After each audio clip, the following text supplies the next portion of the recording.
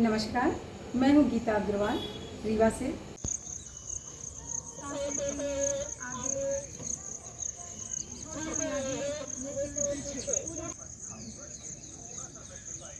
सांस लेते हुए ऊपर उठेंगे।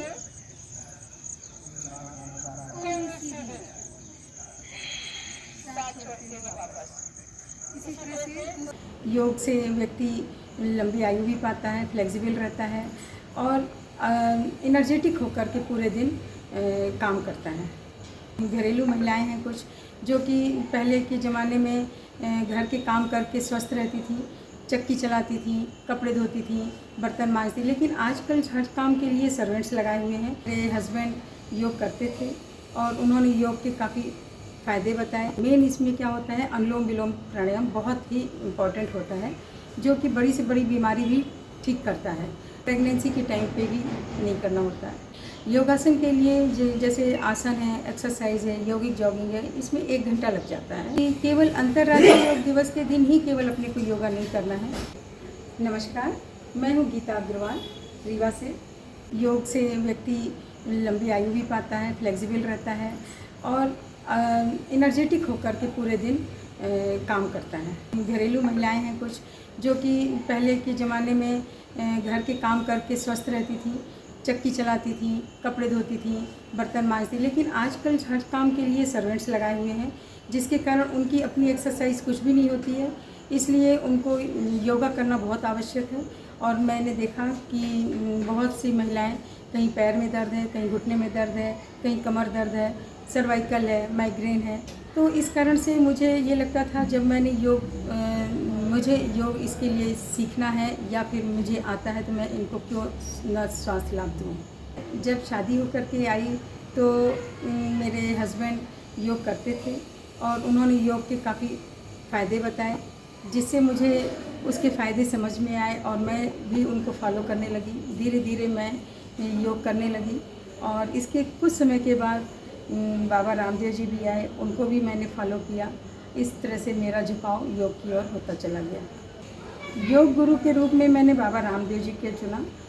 पतंजलि योग पीठ हरिद्वार से वो सबको प्रेरित करते हैं वहाँ बैठे बैठे, और हम लोग यहाँ पर टीवी के माध्यम से भी उनको फॉलो करते हैं और कभी उनके यहाँ हरिद्वार में जा कर के भी उनको साक्षात दर्शन करते हैं। आसन बहुत सारे होते हैं, जैसे कि शुगर के लिए कुछ आसन होते हैं, मंडूकासन, अर्धमत्स्येंद्रासन, गोमुखासन, और कमर दर्द के लिए होते हैं मकरासन, मर्कटासन और भुजंगासन, और उष्टासन भी होता है। ऐसे और भी बहुत सारे आसन हैं। मेरा विशेषकर कमर दर्द के आसन में उष्टासन, भुजंगासन, मर्कटासन, क्योंकि जनरली महिलाएं कामकाजी होती हैं और उनको कमर पे इसमें काफ़ी दर्द होता है, तो ज़्यादातर हमारे इधर जो महिलाएं आती हैं कमर दर्द से परेशान रहती हैं, तो ये आसन हो गया। और दूसरा शुगर से के काफ़ी पेशेंट होते हैं जिसमें मंडूकासन, गौमुखासन और मत्स्येंद्रासन, ये खास इनके आसन होते हैं। कुछ महिलाएं तो ऐसी हैं जिनको तो मतलब कमर में दर्द हो रहा था। एक महिला मेरे इसमें ऐसी थी जिनको साल भर से कमर में दर्द था लेकिन उनको आराम नहीं मिल रहा था किसी भी तरह से। लेकिन फिर मैंने बोला कि आपको आराम योगा से मिलेगा, आप योगा करिए, आसन करिए और प्राणायाम करिए। मेन इसमें क्या होता है, अनुलोम विलोम प्राणायाम बहुत ही इम्पॉर्टेंट होता है जो कि बड़ी से बड़ी बीमारी भी ठीक करता है। तो सब ने बहुत अच्छे से किया और जिनको कमर में दर्द था उनको भी, और जिनको घुटने में दर्द था उनको भी, माइग्रेन वालों को भी काफ़ी आराम मिला। मैंने इनको कम से कम 20-20 मिनट तक अनुलोम विलोम और कपालभाति कराया, साथ में आसन कराया और जो यौगिक जॉगिंग होती है वो भी कराया, बॉडी स्ट्रेचिंग भी कराया। वो सब कराने से काफ़ी महिलाओं को काफ़ी आराम है। यंग एज हो जाती है तो, और बड़ी बीमारी भी है तो उनको लंबा भी कर सकते हैं। ऐसा कोई एज ग्रुप से नहीं है, बस बीमारी के ऊपर है कि आपको बीमारी क्या है, उस पर डिपेंड करता है कि आप कितना लंबा कर सकते हैं प्राणायाम। महिलाओं का पीरियड टाइम होता है, उसमें कपालभाति मना करते हैं स्ट्रिक्टली। कपालभाति नहीं करना है और वह प्राणायाम नहीं करना है, बाकी सारे प्राणायाम करने हैं। और आसन एक्सरसाइज में केवल सूक्ष्म व्यायाम करना रहता है, बाकी और कुछ नहीं। सर्जरी के पेशेंट को आफ्टर 6 मंथ कर सकते हैं। 6 मंथ तक सर्जरी के पेशेंट नहीं कर सकते हैं, और आफ्टर 6 मंथ करेंगे तो उनको इसमें लाभ ही होगा। हृदय रोगियों के लिए आसन में एकदम सिंपल आसन बताया जाएगा उनको। इसमें क्या है, इनको अनुलोम विलोम धीरे धीरे करना रहेगा। कपालभाति ना करें, झटके देने वाला कोई भी ना करें, केवल कपालभाति मतलब अनुलोम विलोम ही कर सकते हैं, और वो भी धीरे धीरे आराम से। जैसे कि बीपी के पेशेंट कपालभाति आराम से करते हैं, ऐसे हार्ट पेशेंट भी आराम से ही करेंगे तो उनको लंबा फ़ायदा होगा। ऐसे तो जो बहुत ज़्यादा शिकस्त हो गए हैं, अशक्त हैं, करने में नहीं है, लेकिन वो भी लेटे लेटे भी यदि करते हैं तो वो भी कर सकते हैं। इसमें किसी का बंधन नहीं है कि वो नहीं कर सकते हैं, हर किसी को करना है। यदि उनके इसमें थोड़ा भी शक्ति है करने की, या दूसरा व्यक्ति भी कई बार अशक्त रहता है, दूसरा व्यक्ति भी उनकी नाक दबा करके यदि अनुलोम विलोम करवा देता है तो वो ठीक हो जाते हैं।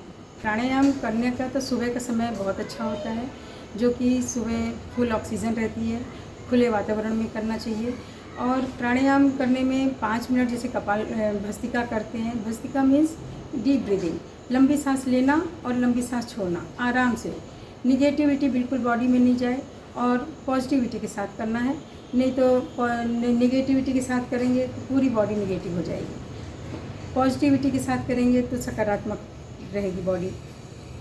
कपालभाति भी जो है वो आराम से करना चाहिए।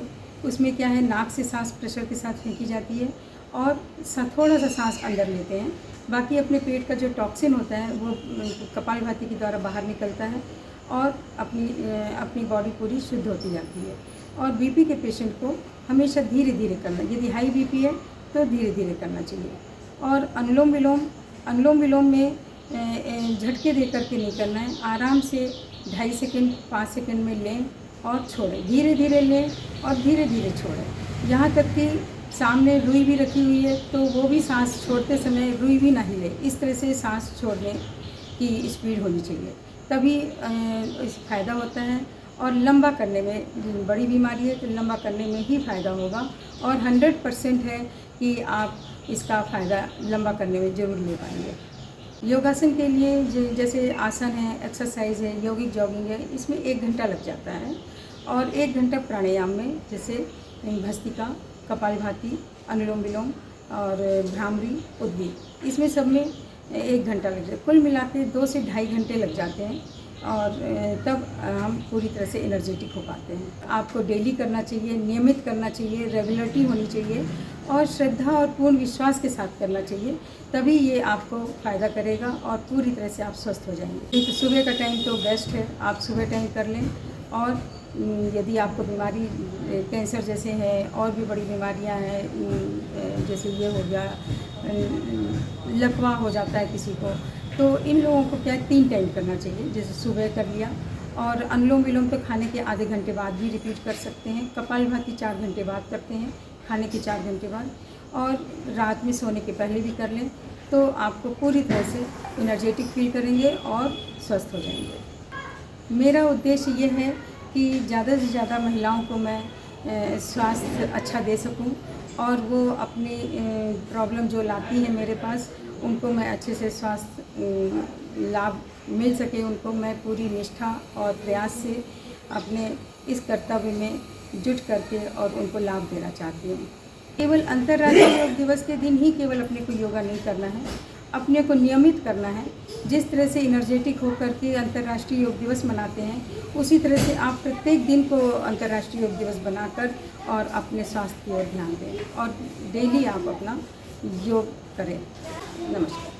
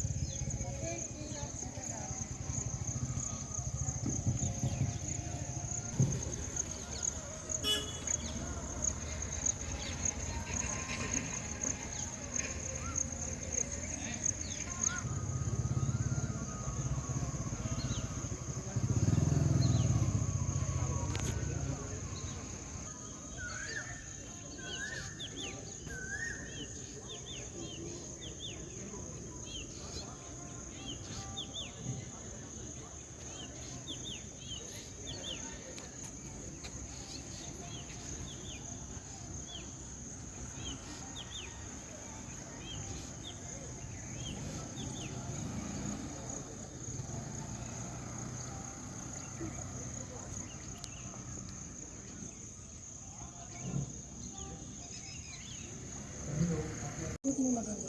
सांस लेते हुए वापस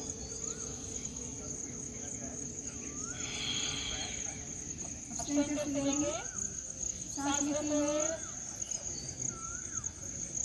ऊपर, छोड़ते हुए नीचे, बिल्कुल पॉली सीधे।